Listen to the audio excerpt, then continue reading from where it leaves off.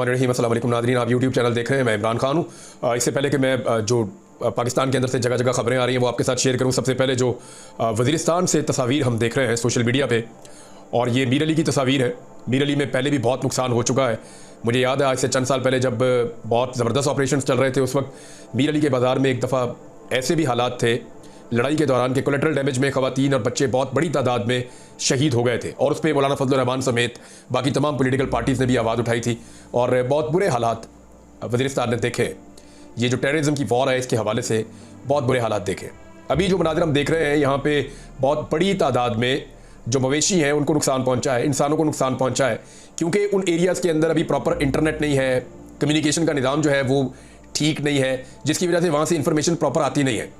हमें पता नहीं चलता कि नुकसान किस नौइयत का और कितना ज़्यादा हुआ है, लेकिन जो तस्वीर और वीडियोज़ आ रही हैं वो दिल दहला देने वाली हैं, वो बहुत परेशान कुन है। इसके बारे में जो अभी इब्तदाई इतलात मेरे पास पहुँची हैं वो ये हैं कि यहाँ पे एक लड़ाई हुई है।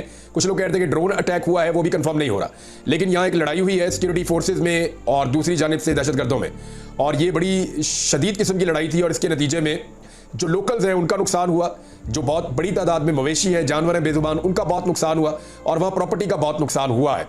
अभी जो है वो इमदादी सरगर्मियाँ जारी हैं, और सूबाई हुकूमत ने एक पैकेज भी अनाउंस किया है मवेशियों के हवाले से भी, और जो इंसानी जानों का नुकसान हुआ उस हवाले से भी। तो ये बड़ा अनफॉर्चुनेट है। तफसीलात जैसे ही आएंगी और पता चलेगा कि ये लड़ाई क्या थी, क्यों थी, और ये किस तरह हुई और कितना नुकसान हुआ, मैं आपके साथ शेयर कर दूंगा। लेकिन पाकिस्तान ने जितना नुकसान उठाया है उतना दुनिया में शायद किसी ने दहशतगर्दी के खिलाफ लड़ाई में नुकसान नहीं उठाया। हम तो बराह रास्त किसी जंग में भी नहीं है, हमारे ऊपर तो जंग मुसल्लत हुई है, हमने दूसरों की जंगों को लाकर अपने मुल्क के अंदर लड़ा है। अब आज इमरान खान साहब का एक स्टेटमेंट है आज के दिन में भी, वो अली अमीन गंडापुर साहब से मिले थे।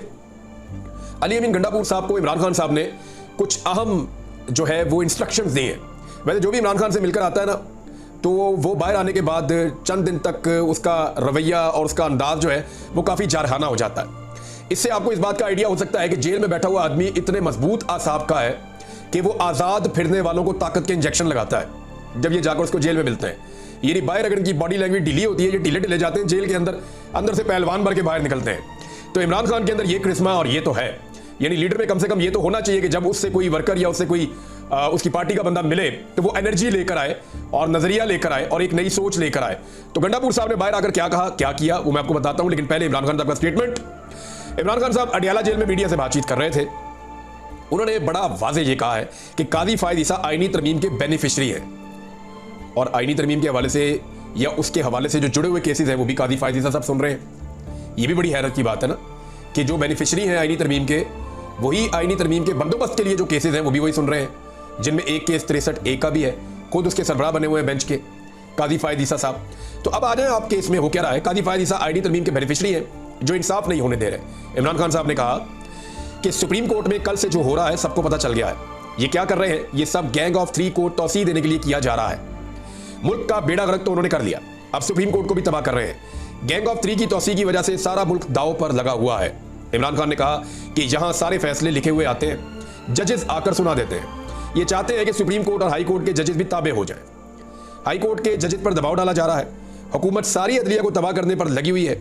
इलेक्शन फ्रॉड को कवर करने के लिए इनको अपने जजेस चाहिए। इमरान खान का कहना था कि 8 फरवरी के इंतखाबात को पूरी दुनिया ने फ्रॉड इलेक्शन कहा। एक मरतबा भी काजी फायद ईसा ने यह नहीं कहा कि हमारी खवातीन और कारकुनान जो जेलों में है उनके साथ क्या हो रहा है। 9 मई वाकयात में उन्होंने आग लगाई। ISPR जवाब दे के CCTV फुटेजेस कहां गई। ये चाहते हैं कि PTI किसी भी तरह से ऊपर ना आए। मीडिया से बात करते हुए इमरान खान ने कहा कि हमें कोई भी जलसा नहीं करने दिया जा रहा। चीफ जस्टिस का यह काम होता है कि वो बुनियादी हुकूक का तहफ़्फ़ुज़ करे। गर्मियों का जलसा भी क्या 6 बजे खत्म हो जाता है, यानी गर्मियों में तो 6 बजे शाम होती है। सारी कौम को पता है कि क्या हो रहा है। कल से जो हो रहा है इससे वाज़ेह है कि चीफ जस्टिस और चीफ इलेक्शन कमिश्नर मिले हुए हैं। इमरान खान ने कहा कि सुप्रीम कोर्ट और मईशत समेत पूरा निज़ाम डोल रहा है। चीफ इलेक्शन कमिश्नर को पता है कि इस पर आर्टिकल 6 लगेगा, इसीलिए इलेक्शन फ्रॉड को दबाया जा रहा है। चीफ जस्टिस भी इलेक्शन फ्रॉड का मामला चीफ इलेक्शन कमिश्नर के पास भिजवा देता है। सबसे ज्यादा धांधली ज़्यादा इलेक्शन की तारीफ चीफ जस्टिस करता है। थर्ड अंपायर सबको कंट्रोल कर रहा है, वो इनकी टीम का कैप्टन है। इनका मकसद ये है कि फ्रॉड सामने ना आ जाए और PTI ऊपर ना आ जाए। इमरान खान ने कहा कि PTI के डर से सुप्रीम कोर्ट और जमहूरियत को तबाह किया जा रहा है। आज जजेस को धमकियां मिल रही हैं क्योंकि काजी फायद ईसा नहीं सुनता। वो इसलिए नहीं सुन रहा क्योंकि काजी इनका हिस्सा है। इस्लामाबाद हाई कोर्ट के जजेस ने जो कहा था, इस पर चीफ जस्टिस ने क्या किया, उन्होंने कहा कि रावलपिंडी में जलसे की इजाजत ना दी गई तो एहतजाज करेंगे। अगले चीफ जस्टिस की तकर्री का ऐलान किया जाए। जस्टिस मंसूर अली शाह को मुकम्मल बैक करते हैं। इस वक्त याह्या खान पार्ट 2 हुकूमत है।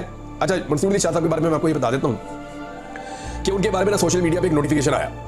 अब रोजाना बहुत सारी सच्ची झूठी चीजें सोशल मीडिया पे आती है, तो ये एक फेक नोटिफिकेशन था, सोशल मीडिया पे आया, वायरल हो गया। लेकिन आप देखें फौरी तौर पे पाकिस्तान की वजारत इत्तलात और पाकिस्तान की वजारत कानून दोनों ने इसके ऊपर रद्द-ए-अमल देकर ये कहा जी नहीं, ये फेक है, ये सही नहीं है, हमने कोई नोटिफिकेशन अभी जारी नहीं किया। इसका मतलब क्या है? इसका मतलब यह है कि वो ये बताना चाहते हैं कि हम जस्टिस मंसूर अली शाह साहब का कोई नोटिफिकेशन जारी करने का फिलहाल कोई इरादा नहीं रखते। दिखाई तो ये दे रहा है, लेकिन अगर वकला की तहरीक खड़ी हो गई और पब्लिक खड़ी हो गई साथ और अदलिया ने अंगड़ाई ले ली और अपनी स्पेस को रीगेन करने का सोच लिया, तो इनको नोटिफिकेशन जो है ना वो सूली पे टंग पे इनको देना पड़ेगा। इनको नोटिफिकेशन हर हाल में करना पड़ेगा। इमरान खान साहब ने कहा कि इस वक्त याह्या खान पार्ट 2 हुकूमत है। मशरकी पाकिस्तान के लोग पाकिस्तान को छोड़ना नहीं चाहते थे, वो लोग हुकूक चाहते थे। ताकत का इस्तेमाल करके इन्हें अलहदगी की जानिब धकेल दिया गया। याह्या खान ने अपनी ताकत के लिए जीती हुई जमात को इक़्तिदार नहीं दिया। इमरान खान ने मजीद कहा कि आईनी अदालत का मकसद सुप्रीम कोर्ट के चीफ जस्टिस की पावर को खत्म करना है। ये बहुत इंपॉर्टेंट नुक्ता है। मैंने कल भी आपको कहा था कि चीफ जस्टिस सुप्रीम कोर्ट जो है वो बिल्कुल फारिग हो जाएंगे, टूथलेस, उनका कोई काम नहीं होगा। सारी ताकत आईनी अदालत के पास चली जाएगी और जूनियर जजेस उस ताकत को एंजॉय करेंगे और सीनियर जजेस क्या उनके मातहत आ जाएंगे। ये बड़ा सीरियस इशू उठने वाला है। आईनी अदालत का मकसद सुप्रीम कोर्ट के चीफ जस्टिस की पावर खत्म करना है। इमरान खान ने कहा सुप्रीम कोर्ट के चीफ जस्टिस की पावर को खत्म करके कादी फायद ईसा को आईनी कोर्ट में बिठाना चाहते हैं। कादी फायद ईसा आईनी तरमीम के बेनिफिशरी हैं। कादी फायद ईसा इंसाफ होने नहीं दे रहे। उन्होंने हमारा इंतखाबी निशान तक ले लिया था। अभी पाकिस्तान तरीके इंसाफ के और कुछ और सेनेटर्स के नाम आ रहे हैं कि वो जैसे ही 63A के ऊपर कादी फायद ईसा साहब, देखें ना, गौर करें आप, 63A में क्या है ये आपने याद रखना है कि कोई भी पॉलिटिकल पार्टी का जो मेंबर है वो अपनी पार्टी की मर्जी के खिलाफ लोटा बन के या फ्लोर क्रॉसिंग करके वोट नहीं डाल सकता। ये आईने पाकिस्तान में लिखा हुआ है। अगर वो वोट डालेगा उसकी सीट भी चली जाएगी और वोट गिनती में भी नहीं आएगा। ये सुप्रीम कोर्ट ने उसकी तशरीह की हुई है। अब ये सुप्रीम कोर्ट से दोबारा तशरीह करवाना चाहते हैं आर्टिकल 63A के हवाले से। कादी साहब ने अपनी सरबराही में एक बेंच बना लिया है। 30 सितंबर को वो ये केस सुनने जा रहे हैं। अगर 30 सितंबर को ये केस सुना जाता है और हुकूमत के हक में फैसला आता है तो फिर पाकिस्तान तहरीक इंसाफ के हो, फजलुर रहमान साहब के हों, किसी भी अपोजिशन जमात के हों, तमाम मेंबर्स के पास ये काबिलियत आ जाएगी कि वो वोट डाले और उनका वोट गिना भी जाएगा। यानी फ्लोर क्रॉसिंग, हॉर्स ट्रेडिंग ये जायज हो जाएगी। आज बिलावल फ्लोर क्रॉसिंग के ऊपर बड़ा रोला डाल रहे हैं। हालांकि उनकी वालिदा बेनज़ीर भुट्टो इसके बहुत खिलाफ थी और उनके साथ बड़ी ज्यादती की थी। आपको याद होगा नवाज शरीफ ने जब छंगा मांगा में ले जाकर अरकान असेंबली को छुपा दिया था और उनसे फिर फ्लोर क्रॉसिंग करवा दी थी और बेनज़ीर भुट्टो के खिलाफ साजिश की थी। आज बिलावल उसी नवाज शरीफ का साथ देकर और आसिफ जरदारी उसी नवाज शरीफ का साथ देकर जैसी ज्यादती नवाज शरीफ ने बेनज़ीर के साथ की थी वही ज्यादती इस वक्त पाकिस्तान के साथ दोबारा करना चाहते हैं। तो ये इन्होंने सीखा है सियासत के अंदर। तो फ्लोर क्रॉसिंग जो है वो ये इसकी कोशिश की जाएगी। एक और चीज़ जो अलीमा खान साहिबा ने कही और वो बहुत इंपॉर्टेंट है, उन्होंने बड़ा सिंप्लीफाई कर दिया इस सारे मामले को। ये आईनी तरमीम हो क्यों रही है? उन्होंने सादा सादा कहा कि आईनी तरमीम इसलिए हो रही है कि 9 मई और 8 फरवरी के जो असल मुजरिम हैं उन्हें बचाया जा सके और तौसीह दी जा सके। ये आप जुमले पे गौर कर ले, इसके अंदर पूरी कहानी है, इससे ज़्यादा बोलने की जरूरत भी नहीं है। उन्होंने कहा जी कि 9 मई और 8 फरवरी के असल मुजरिमों को तौसीह देने के लिए ये की जा रही है आईनी तरमीम। ये हो गया, उन्होंने सिंपल कर दिया इसको। अली अमीन गंडापुर साहब को इमरान खान साहब ने कुछ इंस्ट्रक्शन दी हैं, वो मैं आपको बता देता हूँ। और जो रिपोर्ट हुआ वो ये है कि इमरान खान साहब ने अली अमीन गंडापुर साहब के साथ एक लंबे अरसे के बाद मुलाकात की। बीच में उनकी मुलाकात नहीं हो पा रही थी। जब इमरान खान साहब ने यह कहा कि एस्टेब्लिशमेंट के साथ कोई मुज़ाकरात नहीं करेगा, जब पार्लियामेंट हाउस के अंदर छापा मार के, जब सानिया हुआ था 9 सितंबर का, पार्लियामेंट हाउस के अंदर छापा मारा गया था, अंदर से एमएनएज को नकाबपोश उठाकर अगवा करके ले गए थे, तो उस हवाले से इमरान खान साहब ने कहा था कि अब एस्टेब्लिशमेंट से हम कोई बात नहीं करेंगे, जब अली अमीन गंडापुर साहब भी कई घंटों के लिए लापता हो गए थे। तो इमरान खान साहब ने अली अमीन गंडापुर साहब से मुलाकात में उन्हें ये बराह रास्त हदायत जारी कर दी है कि अब आपने एस्टेब्लिशमेंट के साथ कोई मुज़ाकरात नहीं करने, कोई बातचीत नहीं करनी। इस वक्त अब आपने, इमरान खान साहब ने कहा अली अमीन गंडापुर साहब को कि अब आपने एस्टेब्लिशमेंट के साथ कोई मुज़ाकरात नहीं करने, कोई बातचीत नहीं करनी। ज़राए के मुताबिक इमरान खान साहब ने कहा कि इस वक्त एहतजाजी तहरीक के अलावा कोई दूसरा रास्ता मौजूद नहीं है। चाहे खैबर पख्तूनख्वा में हुकूमत खत्म हो जाए, चाहे खैबर पख्तूनख्वा में ये गवर्नर राज लगा दें, कश्तियां जलाकर आए, आईनी तरमीम के खिलाफ एहतजाजी तहरीक को लीड करना है। अली अमीन गंडापुर के कंधों पे बहुत भारी जिम्मेदारी इमरान खान साहब ने डाल दी है।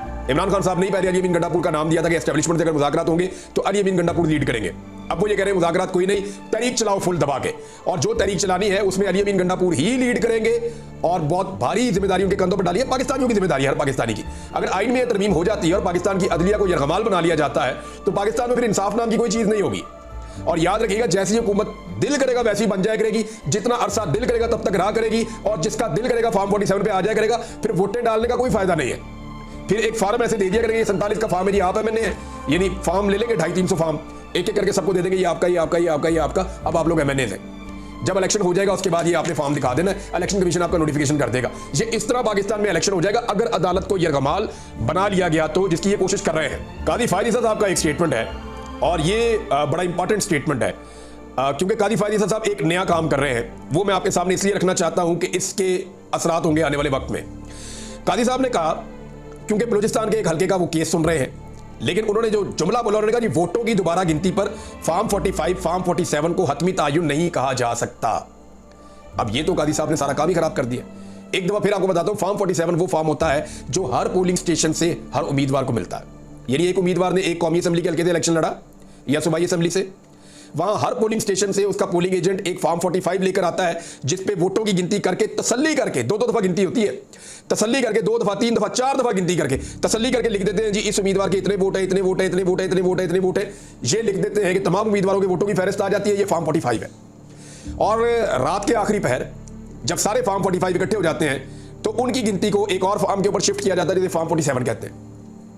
तो हुआ यह कि फॉर्म 45 के मुताबिक तहरीक इंसाफ के उम्मीदवार पूरे पाकिस्तान में जीत रहे थे, 180 नशिस्तें वो जीत रहे थे, यानी बगैर मखसूस नशिस्तों के वो सादा अक्सरियत हासिल कर चुके थे। ये पाकिस्तान तहरीक इंसाफ की कामयाबी का रेशो था पाकिस्तान में।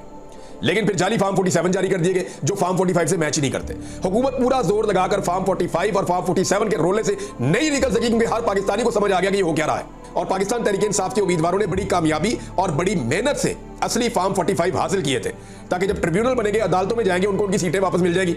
अब 2 डकैतियां हो रही हैं, एक ट्रिब्यूनल अपनी मर्जी के लगाए जा रहे हैं, जज अपनी मर्जी के लगाए जा रहे हैं ताकि इंसाफ ना हो सके, दूसरा जाली फॉर्म 47 को जस्टिफाई करने की कोशिश की जा रही है। और इसी तरह कादी फायद ईसा साहब कह रहे हैं फॉर्म 45 क्या है तो फॉर्म 47 क्या है। एक्चुअली ये होना नहीं है। इस कौम को समझ आ गई है कि फॉर्म 45 की हुकूमत किसकी बनी थी और जाली फॉर्म 47 के ऊपर हुकूमत किसकी बनाई गई है। नाज़रीन, शहबाज शरीफ साहब अमेरिका में खुल के फिर भी नहीं पा रहे और उनको जिस होटल में ठहराया गया है वो महंगा तरीन होटल है। यानी इमरान खान साहब जब अमेरिका गए थे तो उसके खर्चे के साथ अभी मुवाजना होगा। जिन होटलों में शहबाज शरीफ साहब ठहर रहे हैं, वहां ठहरने की वजह यह है कि वहां आम आदमी को दाखिले की इजाजत नहीं है, क्योंकि आम आदमी को दाखिले की इजाजत होगी तो लोग नारे लगाएंगे, इनको पकड़ेंगे, इनको शीशा दिखाएंगे, तो इनके लिए प्रॉब्लम हो जाएगी। इमरान खान साहब तो जाके वहां पे ठहरते सरकारी इमारतों के अंदर जो पाकिस्तानी है वहां पे, और शहबाज शरीफ साहब जाके कहां ठहरते, वो वहां के लग्जरी तरीन होटल जहां पे आम आदमी घुस नहीं सकता, वहां पे जाके ठहरते हैं महंगी तरीन जगहों के ऊपर। और अभी शहबाज गिल साहब ने वीडियो पोस्ट की हुई थी जहां से कचरा नहीं निकालते होटल का बाहर, उस तरफ से शहबाज शरीफ साहब निकल के बाहर आ रहे हैं होटल में, मेन दरवाजा भी इस्तेमाल नहीं कर रहे कि लोग नारे लगाएंगे, लोग बुरा भला कहेंगे। ये हालात है पाकिस्तान के वज़ीर आज़म के। और जो वहां वज़ीर खारजा ने तकरीर की, मैं अगले वीलॉग में आपको बताऊंगा, यानी उसके अंदर कोई जज्बात ही नहीं थे। ऐसा लग रहा था कि रोबोट खड़ा होकर बोल रहा है, और ये डेलिबरेटली था। पाकिस्तान में तो नारे लगाते ना, इंज हो गया, उंज हो गया, फौज को गालियां दिलवा दो, सियासतदानों को गालियां दिलवा दो, तो बड़े जबरदस्त तरीके से ये इदारों को और सियासतदानों को और जजों को गालियां देते हैं। बेहतरीन तरीके से यहाँ पे इनके जज्बात निकलते हैं। लेकिन जब बात हो फलस्तीन की तो स्टीरियोटाइप अल्फाज का इस्तेमाल, और बिल्कुल ऐसे जैसे एक रोबोट है वो खड़ा होकर पढ़ रहा है जिसमें जज्बात है ही नहीं। ये जनाब ख्वाजा आसिफ साहब जी पाकिस्तान को तोहफे के तौर पर वजीर दिए गए हैं, वजीर दिफा। नाज़रीन, इरफान सिद्दीकी साहब ने एक स्टेटमेंट दिया है, पहले आपको स्टेटमेंट पढ़ के सुनाता हूँ, फिर मैं आपको हकायक बताता हूँ। यानी ये सहाफत करते रहे हैं, कॉलम लिखते रहे हैं, एक सेनेटर है, लेकिन इनको फैक्ट्स का आइडिया नहीं है। आज तालिब इल्म जो है पाकिस्तान में सहाफत का या सियासत का या वकालत का, वो सब जानते हैं कि ये झूठ है और सब जानते हैं कि एक्चुअली हकीकत है क्या। अब लोगों को आप गुमराह नहीं कर सकते। इरफान सिद्दीकी साहब फरमाते हैं कि अदलिया कभी मार्शल लॉ के सामने खड़ी नहीं हुई और आईनी तरमीम पर शोर मचा हुआ है, ये इरफान सिद्दीकी साहब ने कहा। नवाज शरीफ साहब ने ना, एक रिटायर्ड जज साहब थे जिनका नाम था सईदुज़्ज़मान सिद्दीकी साहब, उन्हें उनके स्टांस के ऊपर खड़े होने के ऊपर डट जाने की वजह से सदर पाकिस्तान का इलेक्शन लड़वाया था।